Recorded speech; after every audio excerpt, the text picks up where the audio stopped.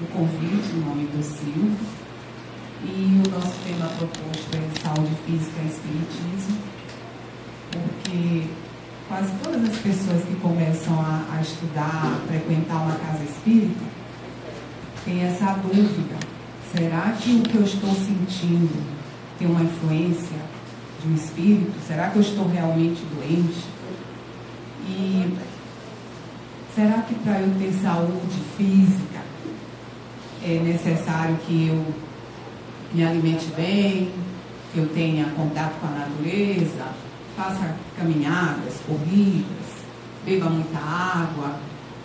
Isso tudo é fundamental, mas será que além disso, nossa saúde física pode ser abalada por influências de irmãozinhos desencarnados?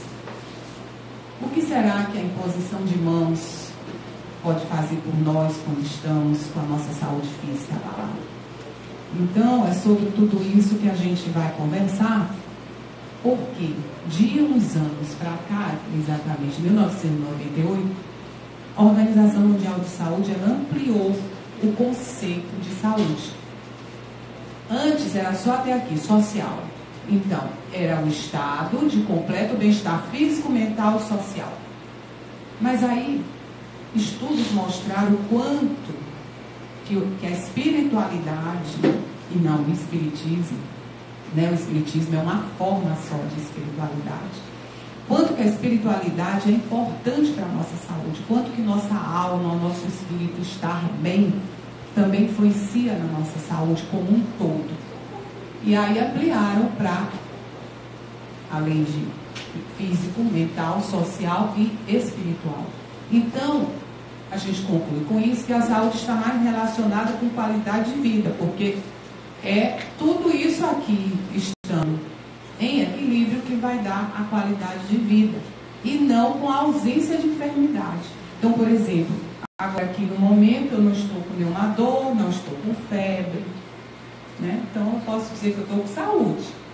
Mas será que o meu mental, o meu espiritual, o meu social, digamos que todos nós, nesse nível evolutivo em que nos encontramos, e nesse plano de provas e expiações, nós não estamos com nossa saúde completa.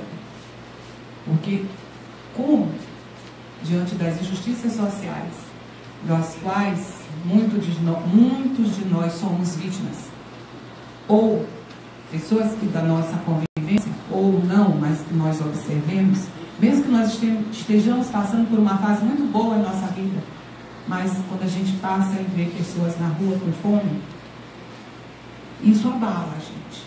Isso nos pode, inclusive, deixar-nos um pouco tristes, e aí nós já vamos sintonizar com os nossos irmãozinhos que estão ali na espreita, e aí a gente adoece.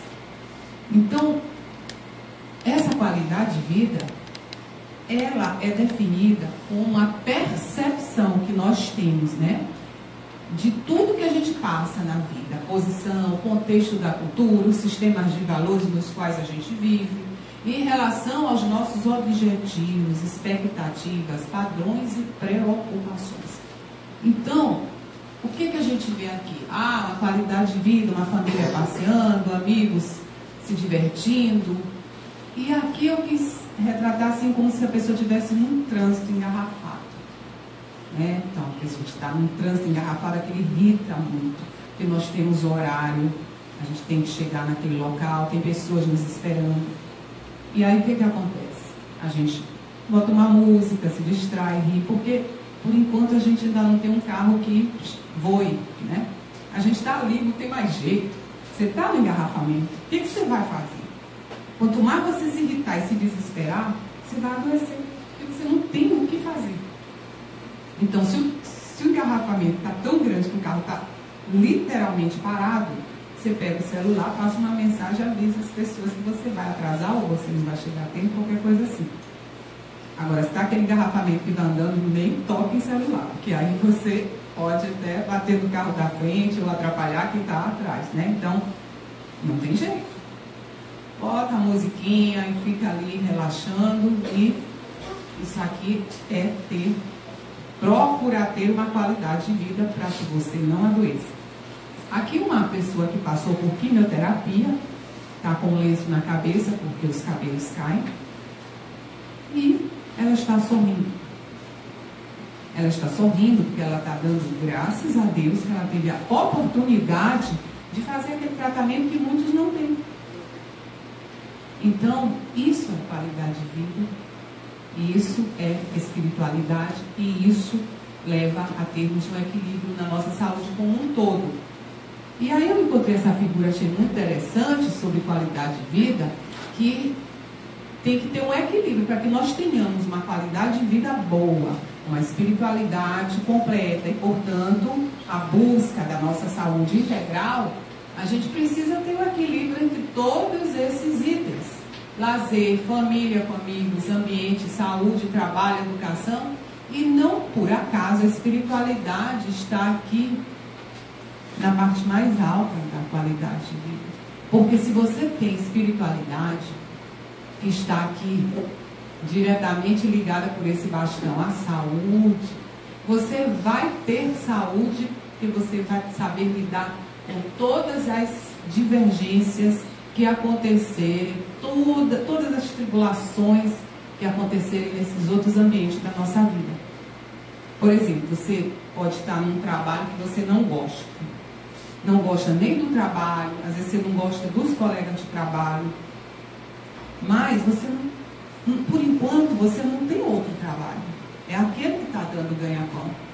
Então dá graças a Deus, porque tem muita gente desempregada.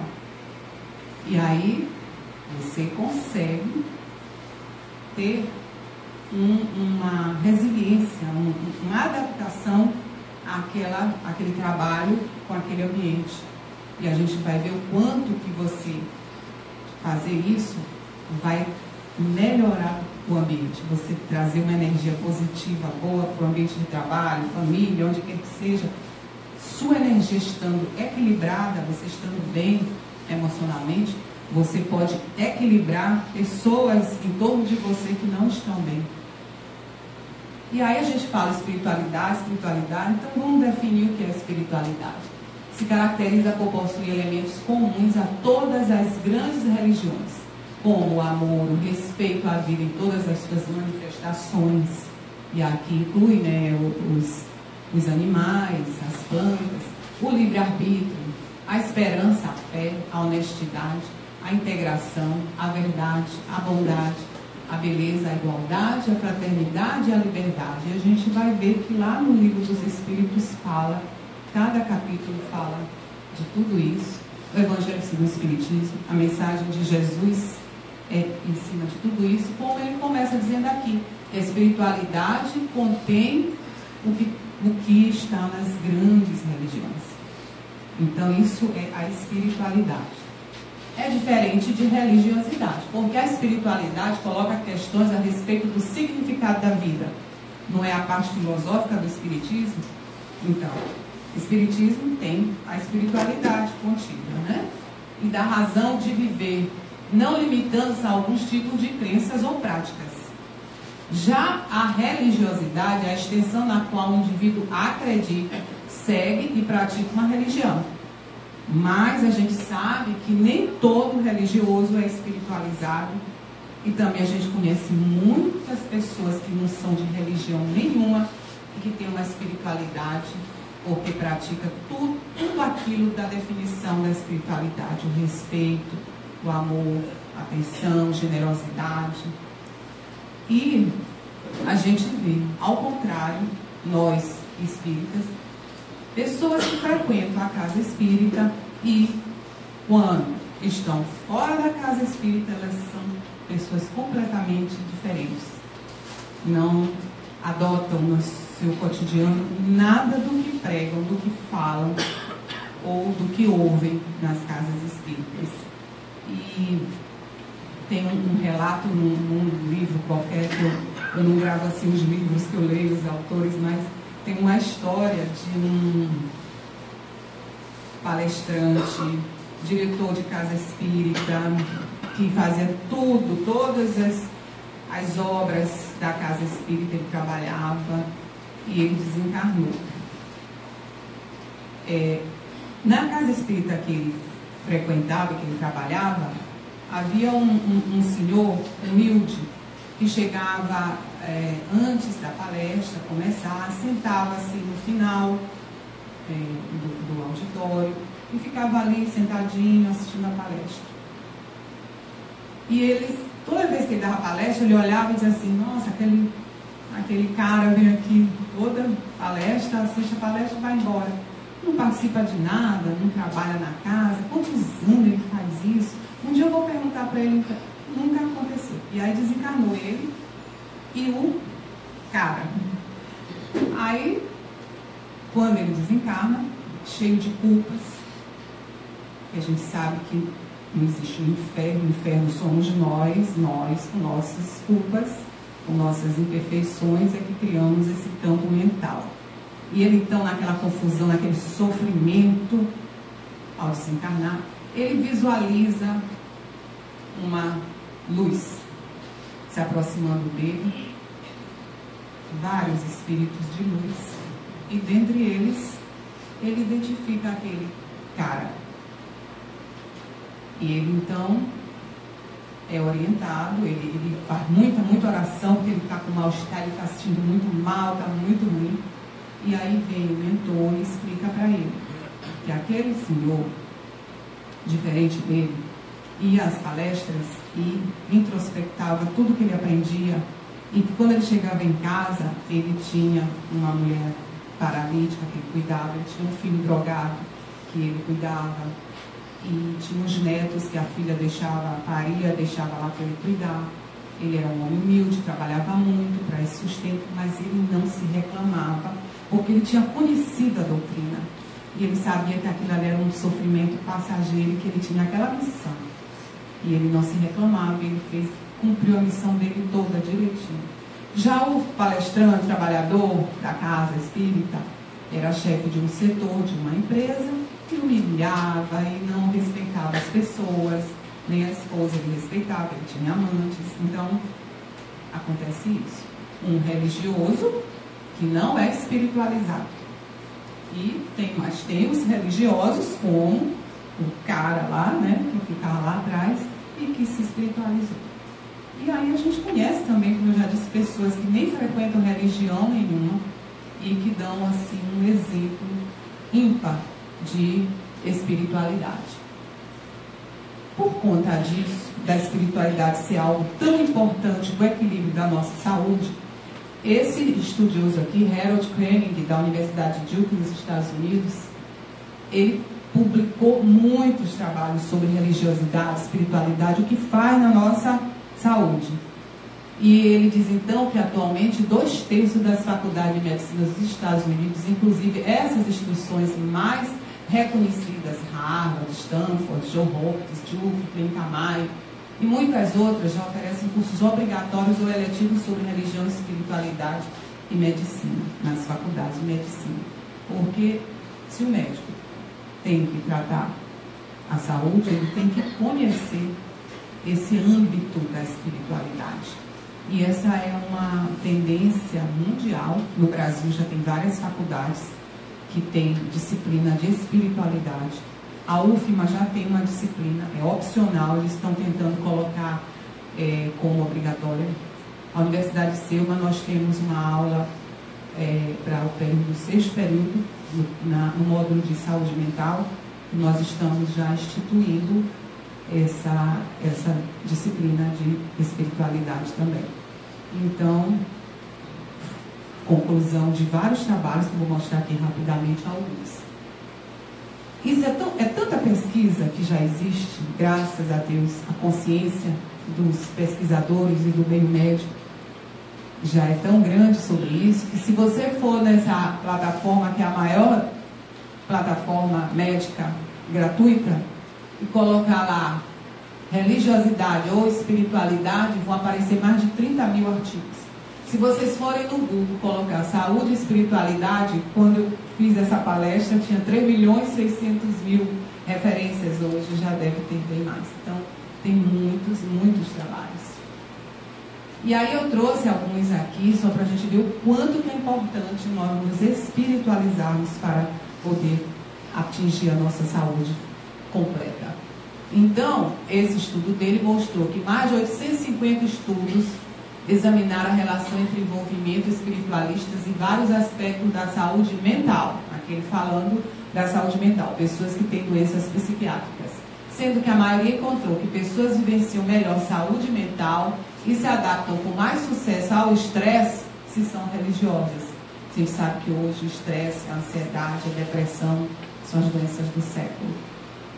É muito difícil, num dia de atendimento fraterno, na casa em que eu trabalho, não vi uma pessoa que esteja passando por alguma dessas patologias. Adicionar os 350 estudos que examinaram o envolvimento religioso e saúde. A maioria destes encontrou que pessoas religiosas são fisicamente mais saudáveis, têm estilos de vida mais salutares e requerem menos assistência de saúde. Do momento em que a espiritualidade penetra na sua alma, no seu coração, você já não tem prazer em, por exemplo, fumar, em beber em excesso. Ninguém aqui é contra uma pessoa tomar uma bebidinha se ela sabe que ela tem controle sobre a quantidade que ela vai beber. Você começa a ter controle dos alimentos que você sabe que... E sem sacrifício, porque é uma consciência que você toma daquilo. E eu lembro que uma colega, a gente se encontrava muito, ela tomava muito vinho e tal, e duas, né? A outra também. E esta passou a frequentar uma igreja, uma religião, e ela foi, no nosso encontro, ela não bebia mais. A outra que continuava bebendo dizia assim para ela: agora tu é dessa religião, te proíbe, né, de beber, então não vai beber. Tu quer refrigerante? Aí ela: não, a religião não me proíbe, a religião me educa. A religião me educou. E eu hoje não sinto vontade, não estou aqui sofrendo porque eu estou vendo vocês estarem tomando vinho e eu não vou tomar. Não estou sofrendo. Então, é isso que acontece. A pessoa adquire hábitos salutares e, portanto, completa a saúde. E aí, por conta desses estudos todos, a próxima questão seria assim: será que a pessoa que ora, ela tem mais saúde? Depende. Se ela orar com fé, olha o que acontece no exame de ressonância magnética funcional. Acho que todo mundo aqui já ouviu falar em ressonância magnética, mesmo quem não é da área médica, né? E é um exame que vai mostrar com detalhes as áreas do cérebro. Só que essa funcional, ela mostra não só a região anatômica, ela mostra as áreas que estão funcionando, por isso que o nome é funcional, tem uma técnica especial para isso. E eles fizeram essa pesquisa da seguinte forma: colocaram um grupo de pessoas que não tem muita fé na oração. Elas ficavam balbuciando lá: Pai nosso que está no céu, não está pensando em outra coisa. E pegaram um grupo de pessoas que oravam com fé. O que é orar com fé? Você pode dizer o Pai Nosso com fé, porque se você entender cada palavra dessa oração, se você sentir uma emoção, a gente sabe que a gente está orando com fé quando a gente, no momento da oração, a gente sente alguma coisa, uma emoção qualquer. E nós vamos já apresentar aqui que tipos de sensações nós podemos ter. E o que mostrou no grupo das pessoas que estavam orando com fé? O que mostrou? Que a região temporal anterior do cérebro mostrou-se ativada. E o que isso quer dizer? Corresponde no eletroencefalograma essas ondas maiores gama de 38 a 100 Hz por segundo. E aqui, que está mostrando isso aqui? Que há um maior incremento não só de atividade metabólica, mas também de atividade elétrica. O que isso quer dizer? O cérebro, diferente dos outros órgãos, ele tem dois tipos de atividade. Todos os nossos órgãos têm circulação de sangue para ter atividade metabólica, as trocas, não é? Então, a gente se alimenta e os nutrientes chegam aos nossos órgãos devido à circulação sanguínea, né? A gente come, o alimento é absorvido na parede do estômago, do duodeno. Cada alimento tem lá o seu lugar de ser absorvido. Cai na corrente sanguínea e vai para os nossos órgãos. Só que no cérebro, além dessa atividade metabólica que se chama, que é justamente essa nutrição do cérebro, existe uma atividade elétrica.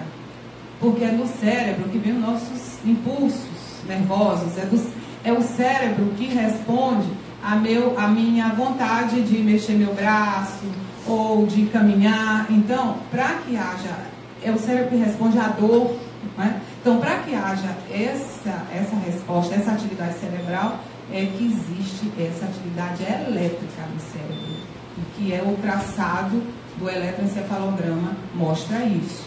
Então, no momento da oração, foi ativada essa área temporal, que depois a gente vai ver que ela é a área chamada área da fé, que é bem próximo da área da emoção, das nossas emoções. E no cérebro, no eletroencefalograma, mostrou que é ativada, além da circulação sanguínea, é ativada também a atividade elétrica, ou seja, você melhora a memória melhora a sua percepção. Então, a oração pode ser poderosa se for feita contrita, com fé realmente. E aí, detalhadamente, esses exames revelaram que os sentimentos espirituais ativaram exatamente esses palavreados aqui, mas aí o que a gente vai concluir? Que o núcleo accumbens, a região responsável pelo processamento dos circuitos de recompensa. Então, às vezes as pessoas dizem assim, eu estou tão triste, vou já comer um bolo ali no chocolate, não é? É uma recompensa, não é assim, a pessoa acha que isso é. E né? Tem essa área do cérebro ativada no momento que você come o chocolate, no momento que você tem uma relação sexual prazerosa, no momento que você está apaixonado, isso é uma recompensa. Tem a área da recompensa. Então essa área, ela é ativada na hora da oração. Isso mostra que as experiências religiosas e espirituais ativam os mesmos circuitos de recompensa do cérebro que o amor, o sexo, o jogo, as drogas e a música. E eu não ia trazer todos os estudos, mas tem um estudo maravilhoso com dependentes químicos, que através de oração conseguiram. Vocês sabem que é um tratamento muito complicado, complexo e difícil, tirar uma pessoa de uma dependência química, seja ela álcool ou drogas ilícitas, é muito difícil. E tem estudos mostrando que com a oração conseguiram reverter o quadro. Outra área ativada foi o corpo estriado, que essa região já tinha sido associada em outros estudos. A partir desses conhecimentos todos, então a medicina não podia ficar engessada só cuidando do corpo físico como se ele fosse apartado da nossa alma, do nosso espírito. E aí veio a ajuda da espiritualidade maior e dos pesquisadores ainda encarnados, e a gente está construindo novas teorias. Isso quem nos diz é a doutora Marlene Nobre, ela paulista, mas ela estudou em Uberaba e conviveu com Chico Xavier, e ela participava da Associação Médico Espírita Internacional e fundou a Associação Médico Espírita do Brasil. Ela desencarnou em 2015, com 77 anos, mas deixou esse legado. Então ela foi a primeira que atentou que já existia no mundo todo essas pesquisas. Então nós temos que trazer para o Brasil uma associação médico-espírita para que os médicos também estudem isso e fiquem a par dessa nova teoria, desse novo conhecimento, para poder cuidar melhor dos seus pacientes. E agora vamos chegar aqui na visão espírita das doenças, como que isso vai confluir com tudo isso que nós estamos falando. Nós sabemos, enquanto espíritas, que o nosso corpo físico, ele é movido pelo nosso espírito. E que como o espírito é algo bastante fluídico, precisaria de uma intermediação, que é o perispírito. Como se fosse o tijolo para colar no outro, precisando do cimento ali para construir a parede. Então nós somos formados por corpo físico, perispírito e espírito. E esse ser completo sofre influências de fatores externos, como, por exemplo, como eu falei ainda há pouco, você está num trânsito engarrafado. Isso pode tirar o equilíbrio desse nosso ser completo. Ou então você ingerir bebidas alcoólicas demais, qualquer fator externo, um acidente, mas também esse ser completo tem influências de fatores internos, e esse é completamente individual, que é a nossa carga espiritual, que nós trazemos grafadas, marcadas, e de acordo com o nosso comportamento, o que nós fizermos com o nosso corpo físico, numa encarnação, em outra virá a consequência. Não raro, tem colegas médicos aqui, ex-alunos, muito prazer em ver novamente. Não sei, deve ter outros médicos ou da área médica. Essa questão de que você é influenciado por fatores internos, você traz de outras vidas, a gente encontra um paciente com câncer de pulmão, mas que não fuma. E nós sabemos que o câncer de pulmão é um dos mais, tem outros, tem de bexiga também, que é correlacionado com o tabagismo, com o cigarro. Mas a gente já viu, pacientes com câncer de pulmão, sem ter fumado. Então, certamente lesou esse pulmão em outras vidas. Então, esse é um fator interno que ele traz de outras vidas. Mas nós podemos também adquirir fatores internos nessa vida. E lá no Evangelho segundo o Espiritismo tem um capítulo que diz que a gente pode ter sofrimentos por conta de vidas passadas ou dessa própria vida que nós, com nossas imperfeições, fomos adquirindo. E nessa vida, o que mais nos faz adoecer são as nossas emoções, aquela historinha lá da qualidade de vida, a percepção, é a nossa postura diante das tribulações e dos problemas. Então, André Luiz, em Domínios da Mediunidade, ele nos diz: assim como o corpo físico pode ingerir alimentos venenosos que lhe intoxicam os tecidos, também o organismo perispiritual absorve elementos que lhe degradam por reflexos sobre as células materiais. E o que isso quer dizer? Cada pensamento ruim que nós temos, cada atitude ruim, vai ficando no nosso perispírito. E, noutra encarnação, e mesmo nessa, nós vamos colhendo esse tipo de atitude e de pensamento. E aí, André Luiz nos diz que existem tipos de doenças que, de acordo com a manifestação, a gente sabe se ela é uma doença física, espiritual ou atraída ou simbiótica. Então, doenças físicas. As doenças físicas são distúrbios provocados por algum acidente, excesso de esforço ou exagero alimentar, entre outros, que fazem um ou mais órgãos não funcionarem como deveriam, criando uma indisposição orgânica. Então, nós já até falamos isso e vamos entender também que, por exemplo, a pessoa que come muito, ela tem a tendência dela de comer muito. E é uma doença. E se a pessoa não tratar, geralmente é com terapia, não é com medicamento que se trata a obesidade. Isso aí estudos vêm comprovando ao longo dos anos. Você pode tomar um mundo de remédio para emagrecer, os mais modernos. Quando você para de tomar um remédio, você vai engordar tudo novamente, se não houver uma reeducação alimentar. E do momento em que você, então, tem sua saúde física abalada pelo excesso de alimento, você tem que ter a consciência de procurar ajuda, porque você tem uma relação complicada com o alimento.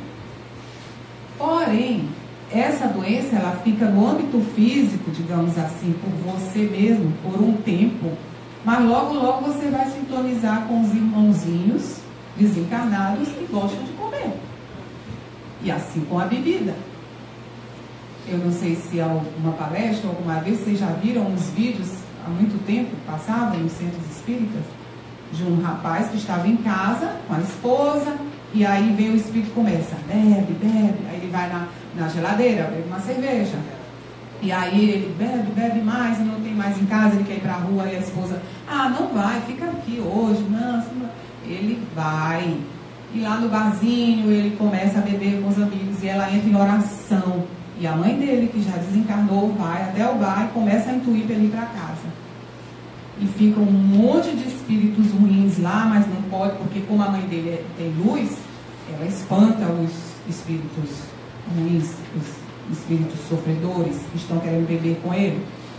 Mas os amigos ficam lá e começam a querer ir para outro lugar. Vamos para outro lugar. Não, mas já beberam, vocês vão dirigir assim. Não tem nada não. Tu que tem medo da tua mulher, vai para casa. Porque ele foi para casa. E os amigos sofreram um acidente e todos morreram no acidente. Então, é assim. A pessoa dela tem aquele vício, aquela vontade. Mas, em determinado momento, começa a sintonizar com os irmãozinhos que também têm esse tipo de comportamento. E aí fica um ciclo vicioso mais difícil ainda. Aqui eu trouxe o exemplo de carregar peso. Isso aqui é algo muito inerente das pessoas. Tem gente que vê uma gaveta aberta, vai lá com a perna e empurra, né? E vai fazendo isso ao longo dos anos. Daqui a pouco a coluna está totalmente problemática. Vai carregar errado, faz uma hérnia de disco. Isso aí são as doenças físicas, né, gente? Agora sim, as espirituais são aquelas provenientes das nossas vibrações, né? Do nosso espírito. O acúmulo de energias nocivas em nosso perispírito gera a autointoxicação fluídica. E esse acúmulo pode vir de outras encarnações ou já dessas mesmas, somando a de outra com as dessas. Quando estas energias descem para o organismo físico, criam um campo energético propício para a instalação de doenças que afetam todos os órgãos vitais, como o coração, o fígado, os pulmões, o estômago, arrastando um corolário de sofrimentos. E aí, nisso aqui, vai muito ao encontro da medicina tradicional chinesa, que a gente estuda também, e que ele fala lá, olha que naquela época, 5.000 anos, os chineses já sabiam da interferência das emoções dos nossos órgãos. Então, às vezes, quando a gente está conversando com um paciente, aí ele fala assim, mas eu sinceramente, eu vivo gripado, todo tempo uma tosse, eu todo tempo minha respiração não completa. E aí na medicina chinesa isso é tristeza. Nem sempre a pessoa é triste, de estar com a aparência triste, mas ela tem um sofrimento interno, ela guarda, então ela não respira. E aí o pulmão não amplia, aí vai acumulando secreções. Aí tem aquela história do medo ser como um rim, que eles não conhecem anatomia, nada disso. Mas aí a gente não fala assim que as pessoas, fulano se urinou de medo, não é? Porque dá uma liberação do esfíncter da bexiga na hora do medo, né? E a pessoa pode realmente ter a incontinência urinária. Então, a medicina chinesa naquela época já entendia que certas emoções têm a ver com os nossos órgãos. E nós, enquanto espíritas, temos a certeza disso, que nos revelam os espíritos nos livros. André Luiz, que é o maior estudioso dessa parte, que tem muitos livros sobre o adoecimento, sobre o ponto de vista espiritual, nos manda muitos ensinamentos, como que nosso pensamento, nossas atitudes, nossas mágoas, principalmente, a falta do perdão. Não é à toa que Jesus disse, reconcilia-te com o teu inimigo antes de fazer a oferta no altar, porque sem o perdão ninguém tem saúde, não tem.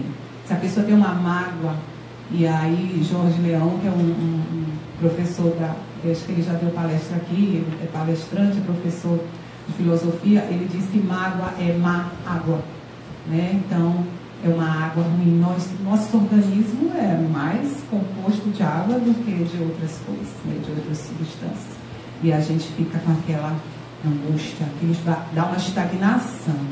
A gente fica paralisado quando a gente tem mágoas e tem dificuldade de perdoar. E ainda, André Luiz nos diz ainda, as energias nocivas que provocam as doenças espirituais podem ser oriundas de reencarnações anteriores, como nós já falamos, que se mantêm no perispírito enfermo enquanto não são drenadas. Então nós temos que eliminar essas emoções ruins para que a gente não vá toda encarnação sofrer.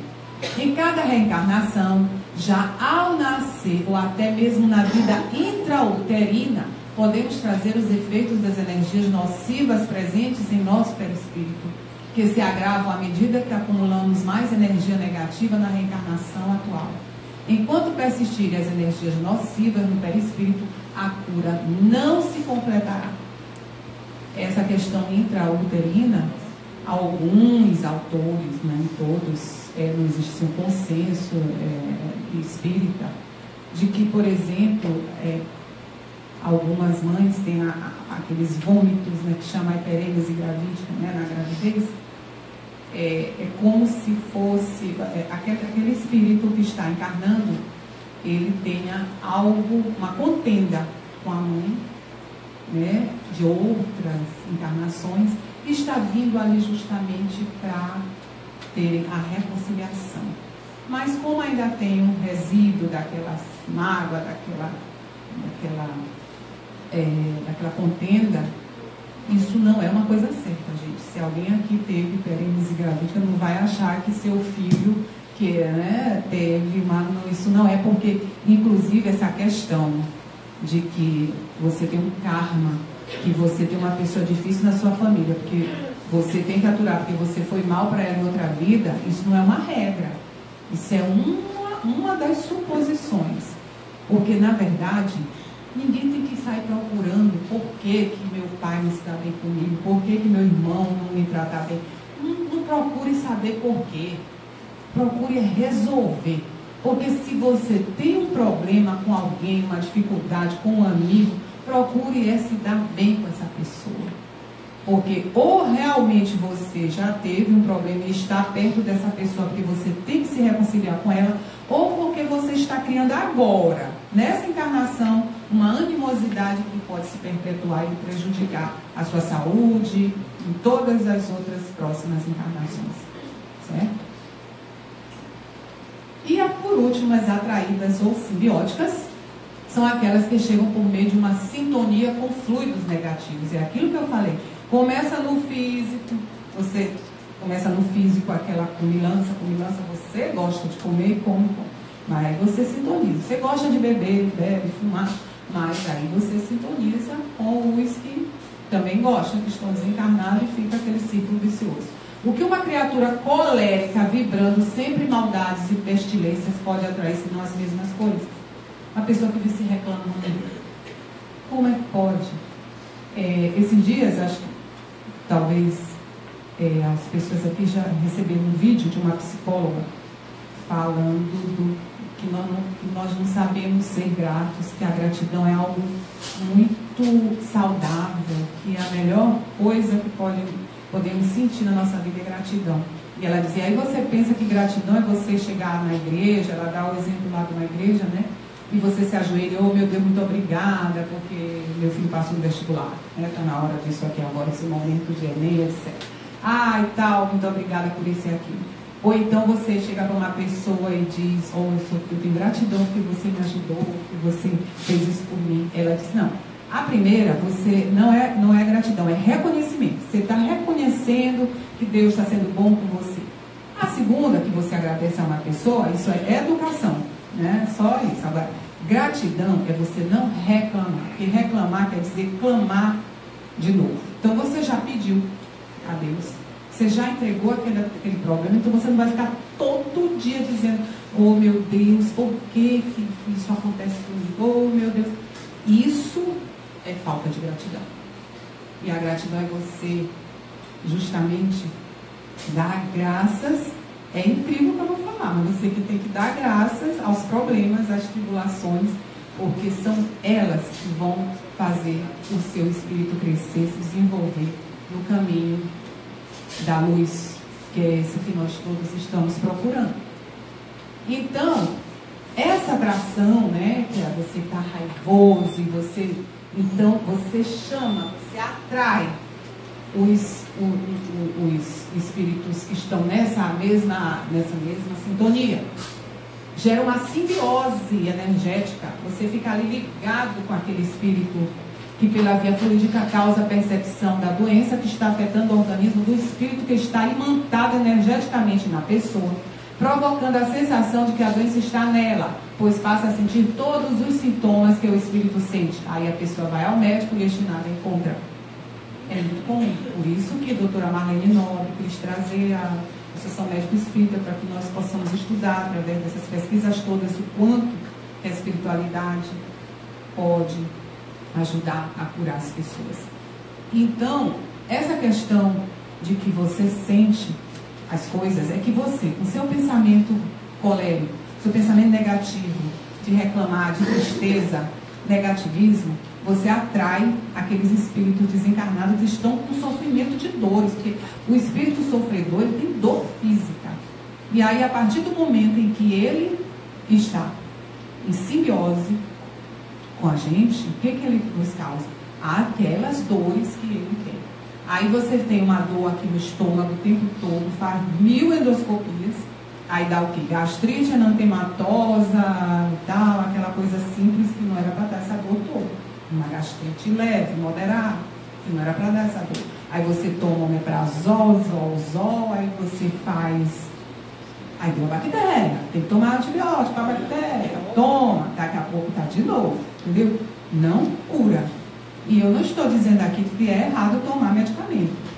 A gente tem que prescrever medicamento para curar as pessoas do plano, no âmbito físico, que é o que a gente encontra ali no exame.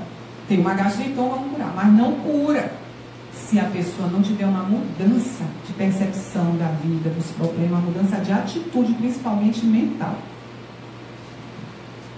E aí, é como diz, vai ao médico e o exame não mostra, mesma coisa, palpitação, vai em 10 cardiologistas que não está acreditando que não tem nada no coração, não é possível.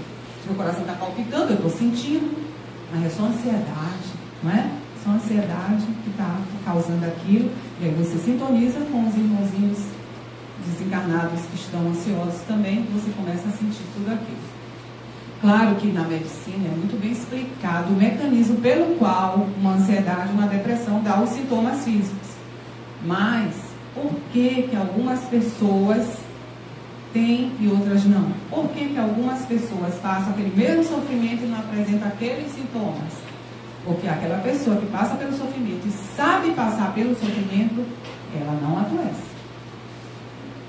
E André Luiz ainda nos diz que se a mente encarnada não conseguiu ainda disciplinar e dominar suas emoções e alimenta paixões como ódio, inveja, ideias de vingança, ela entrará em sintonia com os irmãos do plano espiritual que emitirão fluidos maléficos para impregnar o perispírito do encarnado. E aí vai para outras encarnações, intoxicando-o com essas emissões mentais e pode levá-lo até a doença. Então, inicialmente não aparece ainda a doença nos exames, mas com a continuidade daquele pensamento e daquela simbiose, um dia essa gastrite leve vai se tornar até uma úlcera ou um câncer. Não que uma gastrite vá se transforme. Na medicina, a gastrite não se transforma. De pensamentos pode levar ao câncer, sim. Okay? Tem alguma coisa aí. Isso não é ter culpa, não é ficar se culpando, não. Porque culpa é uma coisa assim que deixa a gente também com muito sofrimento. A gente erra e aí a gente acerta depois, né? E a gente às vezes erra por desconhecimento e porque nós ainda estamos nesse estágio que ainda não temos um nível evolutivo tão grande a ponto de não errar. Senão nem estaríamos aqui nesse plano de provas e expiações. Então, quando a gente adoece, o nosso corpo físico adoece, a gente pensa assim, o que minha alma, o que meu espírito precisa aprender com essa doença? O que eu preciso mudar? E as pessoas só ficam curadas, embora elas tomem medicamento e aparentemente estejam curadas, mas elas ficam curadas realmente é quando elas têm a mudança de comportamento, a mudança de pensamento.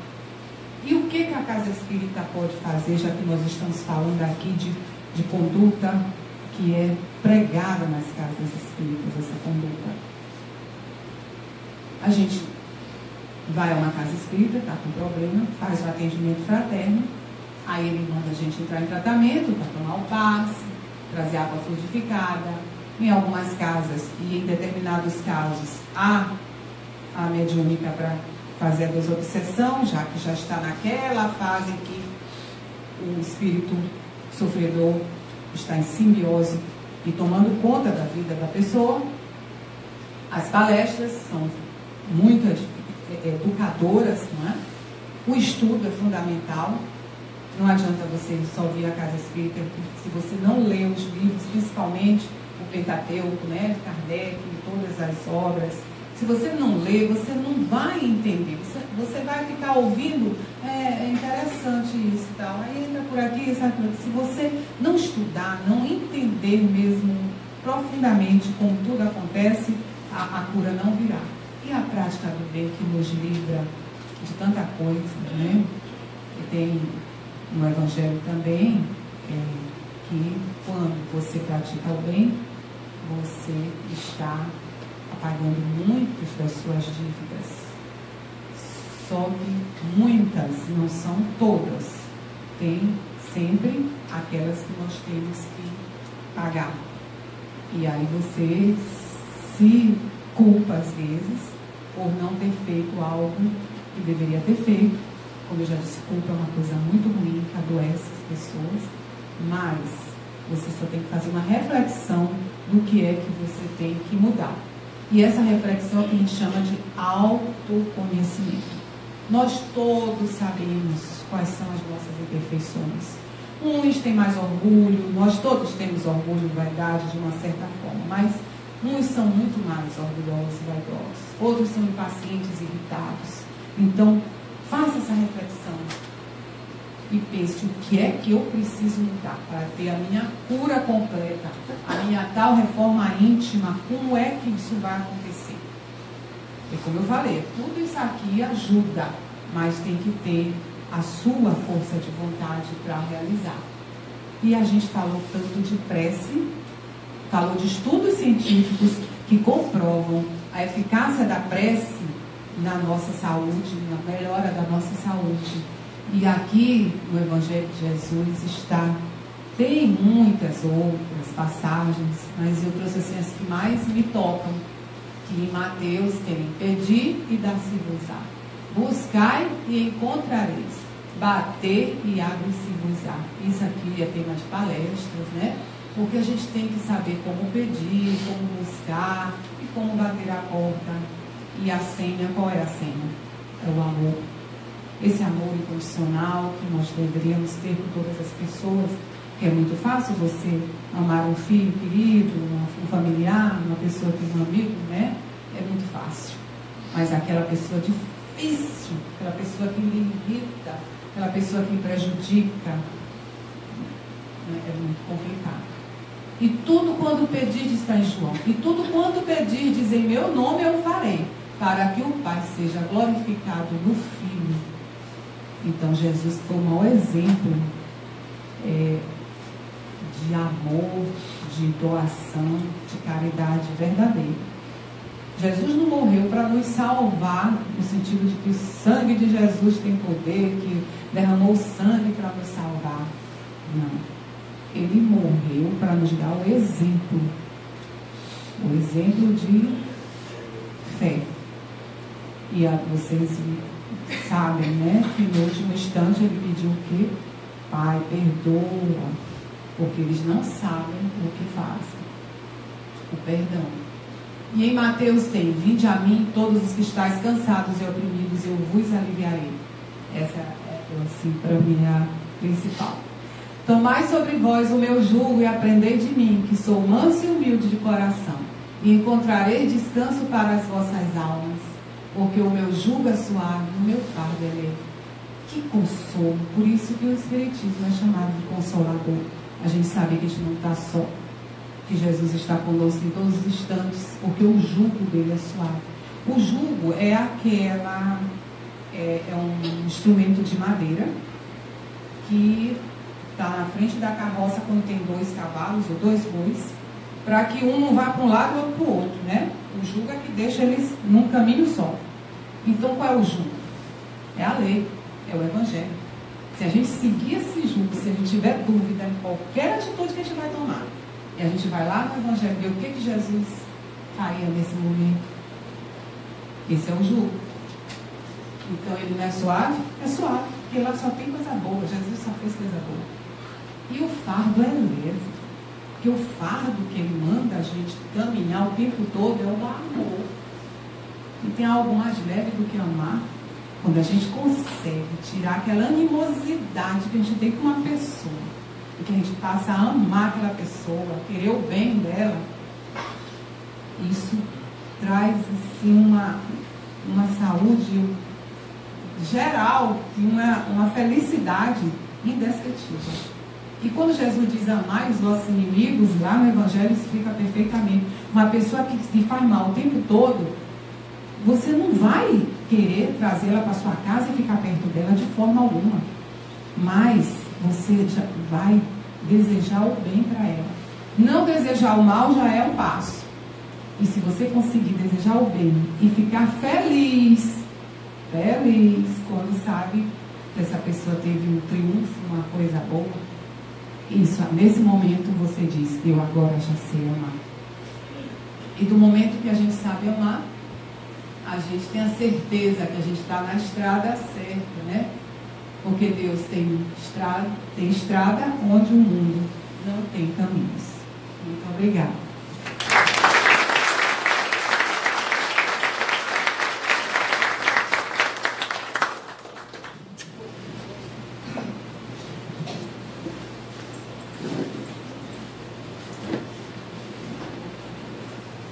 Nós vamos continuar com os trabalhos de passe. As pessoas que estão em tratamento tomarão passe por último. Permaneçam aqui na sala, fazendo as suas orações, desejando a sua cura, porque a vontade de ser curado é que determina